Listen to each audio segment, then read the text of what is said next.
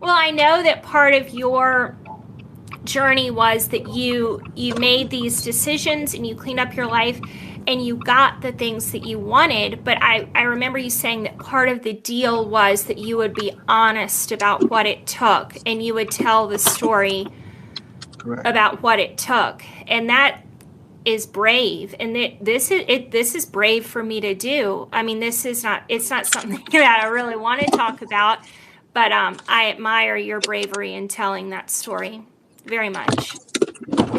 Well, I appreciate it. Yeah, I did. I promised God when I was, in my predicament. Um, I was like, man, this is this would be profound. You know what I'm saying? Like, God, I know you're gonna get me out of this circumstance, and I'm gonna stay committed to, you know, being this new person. And this story is so unbelievable because like there's people that never get out of that circumstance. Like you find yourself hitting rock bottom. A lot of people just stay there. They Yeah. just they shift. And this is their new comfort. And I just knew like I'll never be comfortable at rock bottom. I know that there are things that I want, but the probability of getting those things now that I'm in a shelter, I ain't got no fucking money. I got $300. How in the world am I? I got a daughter I got to take care of. Like the whole time I was in the shelter, I was still sending money to my daughter's mom because I didn't want anyone to know I was in the shelter. I couldn't ask anyone for help. I couldn't ask my family because I didn't want anyone to know that I was in that position. So it seemed kind of daunting. Like you know what I'm saying? At a certain point, you feel like, damn, I'm never gonna get out of this shit. Like I'm gonna die in this place. Um, but I was like, God, you get me out of this. I'm gonna tell everybody. I'm just kind of make it like my ministry, if you will, just a mission to let people know, like, I'm not a very religious person. I don't go to church, but I'm very spiritual and I'm tapped in, and it's like I want to share that with people, like the spiritual aspect of love and compassion and change. Like, there was so much, someone loved me so much that they were like, I'm not gonna let you die here. You know what I'm saying? This is not it Mm-hmm. for you. Let's give you these things that you dream about. Even though, how in the world does someone make $1 million from $300 and no customer base? Like, I didn't really do great by my old business. You know what I'm saying? So a lot of my customers were no longer customers. So you got to start over. You got to rebuild your reputation. You got $300, and you really can't afford to mess anything up because you still got to live somewhere. You still have to eat. So that $300 is not gonna last you forever. You got to make more money.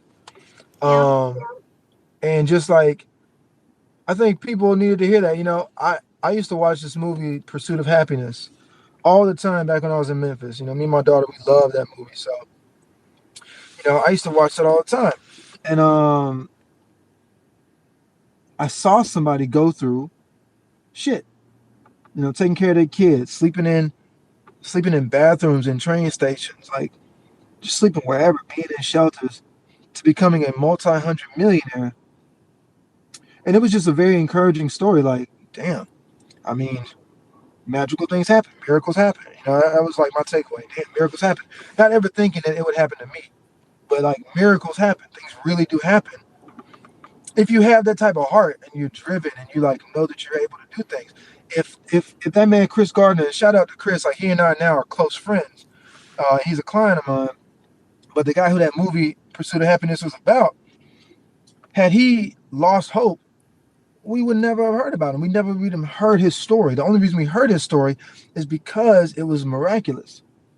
So when I found myself in my predicament, I had someone else to refer to and was like, well, I did see a movie once where this one guy was in a similar position and he came out on top. So maybe I'd come out on top, you know? And that was really it. And just like, I'm going to share that with people so they have something to relate to.